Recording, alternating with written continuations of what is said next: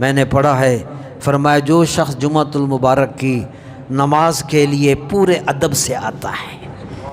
ہم جیسے کمزور لوگ آخر میں 2 فرض پڑھ کے دوڑ جاتے ہیں، کچھ وہ ہیں جو اس کو عید سمجھ کے تیاری کر کے غسل سے خوشبو سے پیدل چل کر ٹائم پر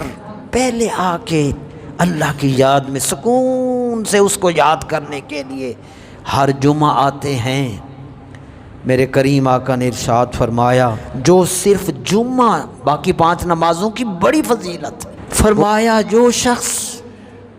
اس پورے آداب کے ساتھ جمعہ کے لیے آتا ہے، میں نے یار آج جمعہ پڑھنا ہے، ٹائم پر باوضو، پاک کپڑے، پاک جسم، خوشبو، ٹائم پر، وقت پر، پہلے